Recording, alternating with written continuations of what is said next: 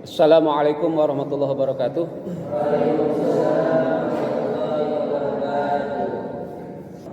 Hari ini kita melanjutkan kajian dari filsafat ilmu yang menjadi pokok kajian kita, membedah tentang jenis ilmu pengetahuan. Pengetahuan itu dalam kajian filsafat ilmu itu memiliki 4 jenis.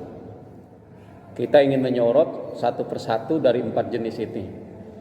Yang pertama adalah pengetahuan biasa, pengetahuan yang secara spontan, kita tidak memerlukan akal pikiran yang mendalam, pengetahuan yang sesederhana mungkin, tidak perlu dengan pemikiran yang mendalam, Anda sudah paham bahwa ini buku, ini meja, ini kursi, ini lemari, ini mobil, dan sebagainya.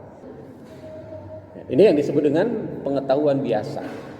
Jadi pengetahuan biasa adalah pengetahuan yang bisa dipahami secara spontan oleh indera kita, baik pendengaran, penglihatan, rasa, indera rasa yang disentuh oleh kulit misalnya, dan itu disebut dengan pengetahuan biasa. Tidak ada perdebatan-perdebatan ilmiah di situ.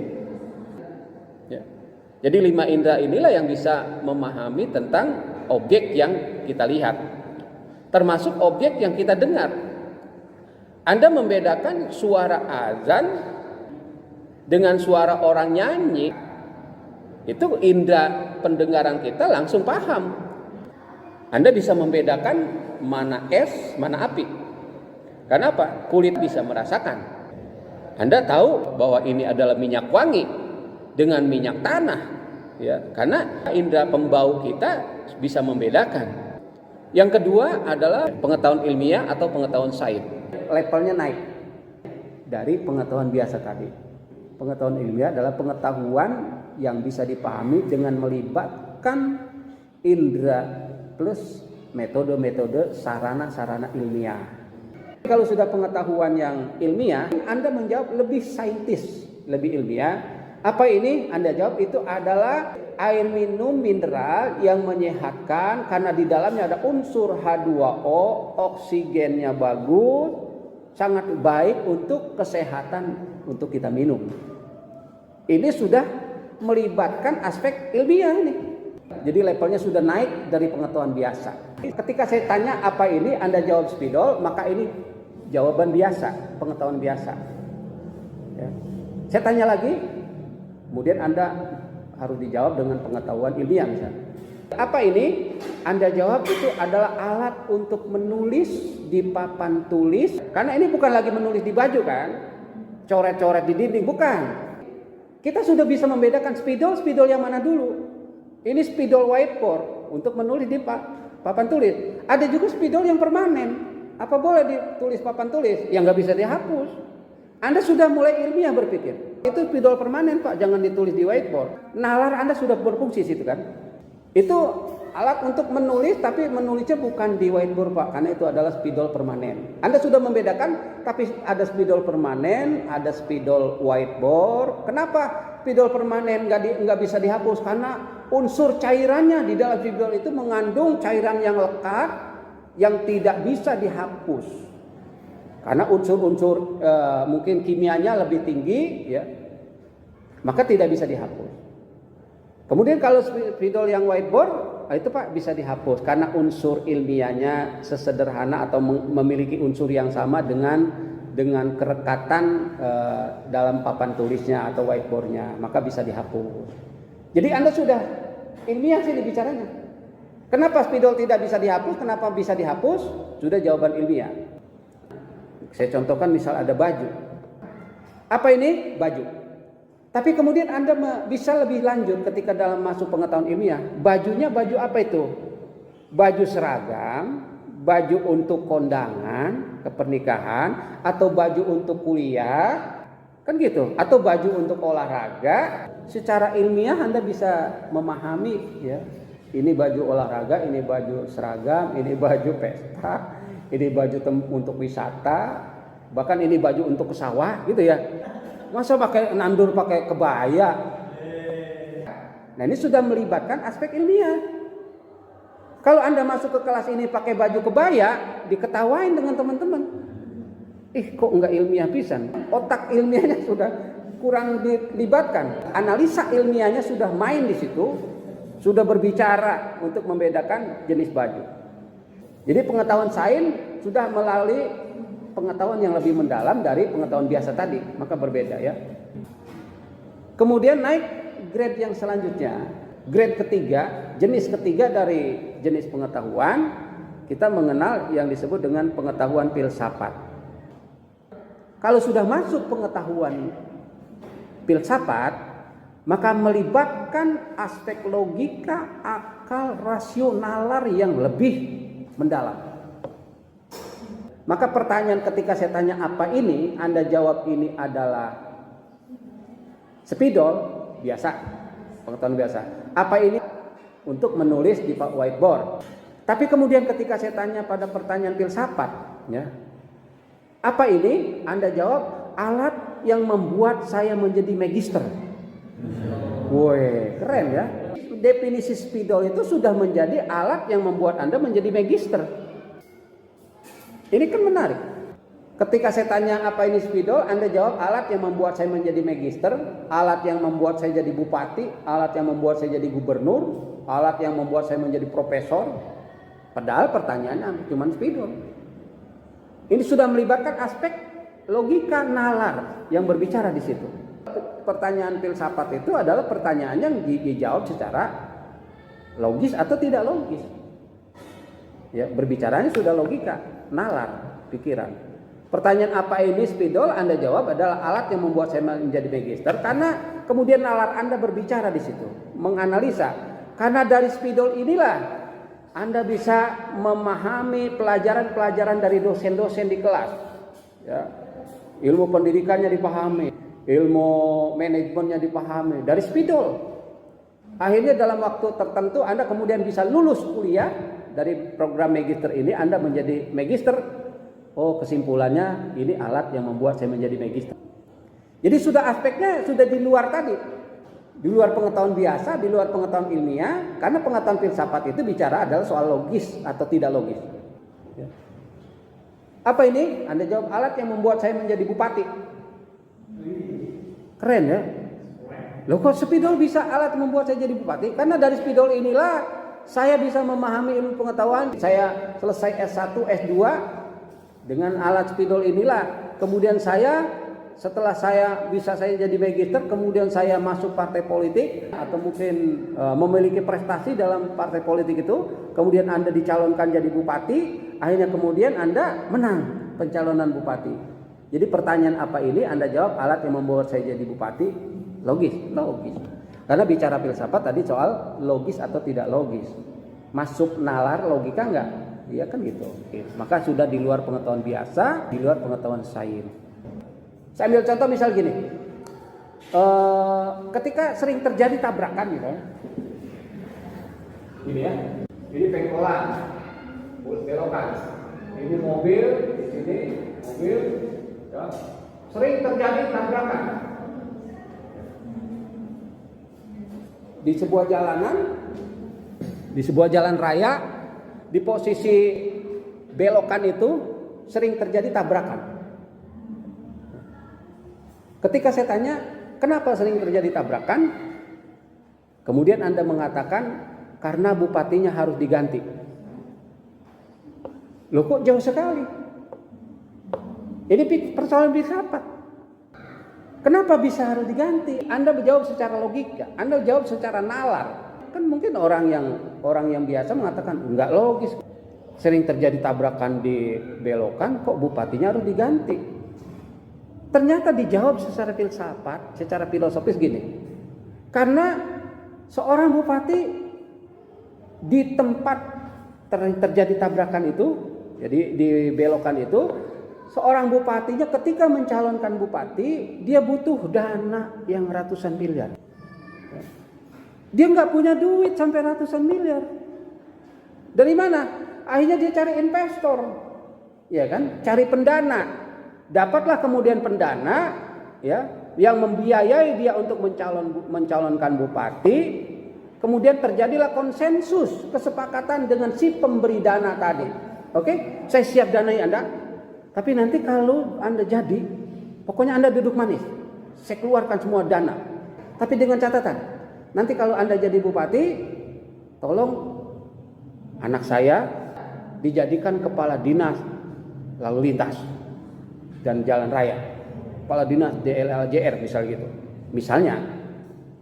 Ternyata benar, jadilah dia bupati. Ya. Kemudian begitu jadi bupati ya langsung, karena tadi konsensus dengan pendana harus menjadikan anaknya jadi kepala dinas, maka benar diangkatlah dia jadi kepala dinas. Begitu jadi kepala dinas karena tidak sesuai dengan kompetensinya, ya, tidak mengetahui ilmu lalu lintas, akhirnya kemudian dia boro-boro berpikir tentang lalu lintas. Kalaupun dia ngurusin itu ngapain harus keluar modal lagi? Ya, sementara kan bapaknya dulu keluar modalnya ratusan miliar. Ya sudahlah, diantep terus, dibiarkan terjadi tabrakan terus di situ. Karena tadi kepala dinas yang diangkatnya adalah karena konsensus pendana tadi untuk mengangkat anaknya jadi kepala dinas. Walaupun tidak becus dalam bekerja, tidak paham ilmu tentang lalu lintas, akhirnya kesimpulannya kenapa terjadi tabrakan? Ya bupatinya harus diganti kalau gitu. Kan logis.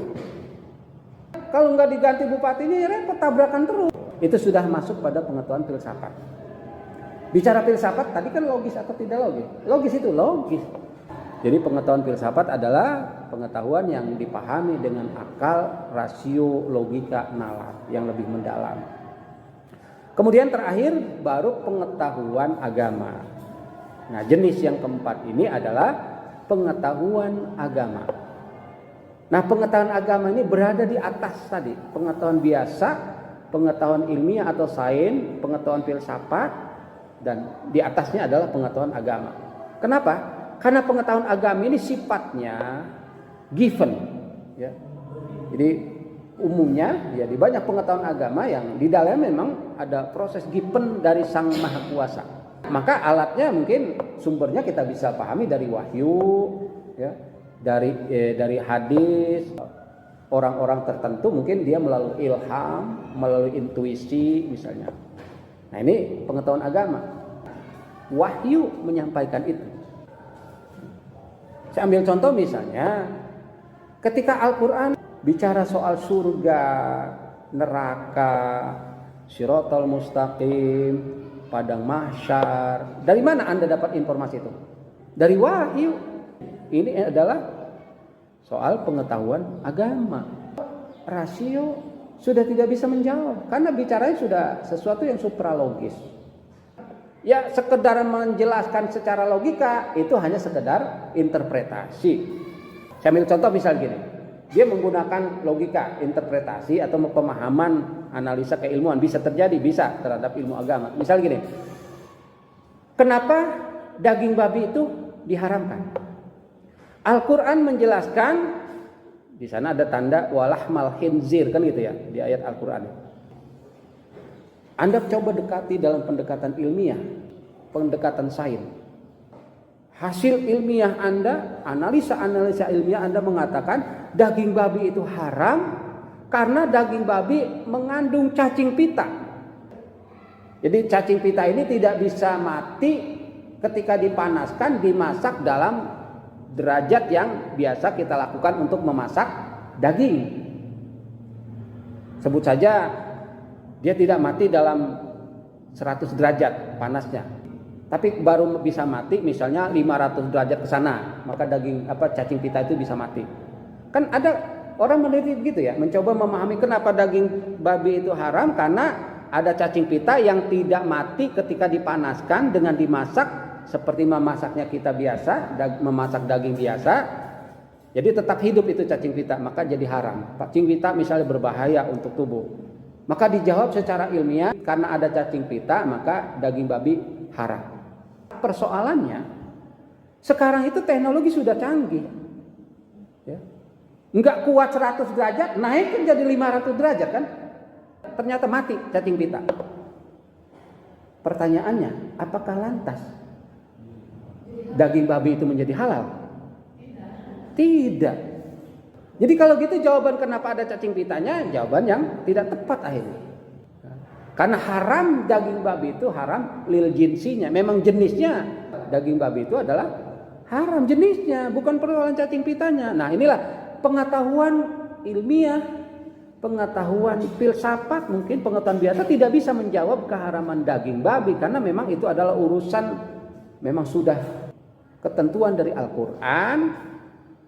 Jadi orang menjawab dengan pendekatan-pendekatan ilmiah hanya sekedar ikhtiar, hanya sekedar interpretasi, ijtihadi untuk menjawab kenapa daging babi haram, karena mungkin tadi dijawab secara ilmu kesehatan, cara ini, ya itu hanya jawaban-jawaban interpretatif yang kebenarannya juga tidak mutlak. Maka tadi sumber ilmu agama itu dari wahyu, dari hadis. Saya ingin tanya, nasi itu halal nggak?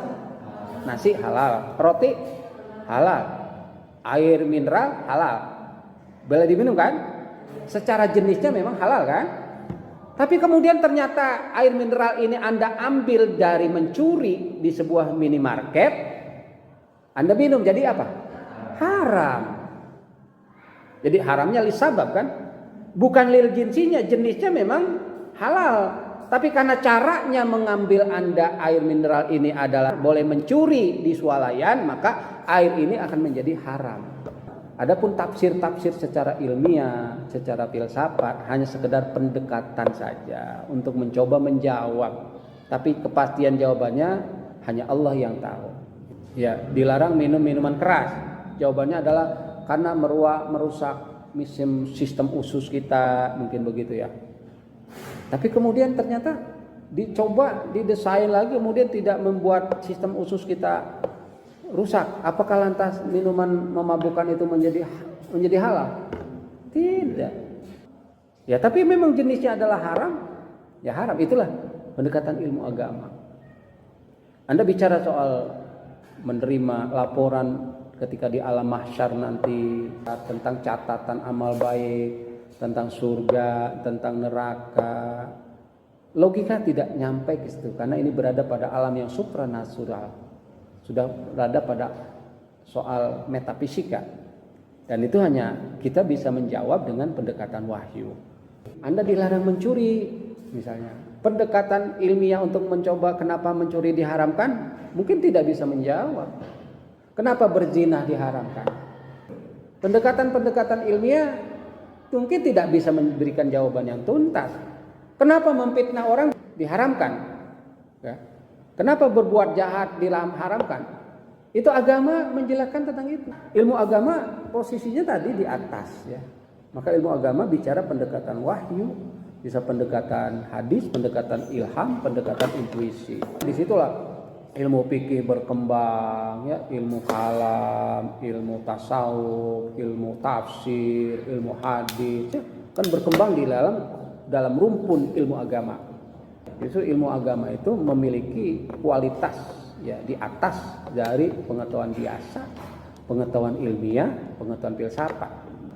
Maka menarik menurut saya ke depan kajian-kajian tentang agama sampai kapanpun nggak akan dianggap usang.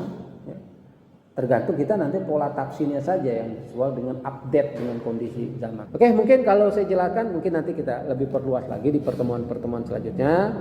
Mudah-mudahan apa yang saya sampaikan bisa bermanfaat dan bisa menambah wawasan keilmuan Anda dalam filsafat ilmu ini. Terima kasih, saya akhiri dengan wabillahi taufik wal hidayah. Assalamualaikum warahmatullahi wabarakatuh.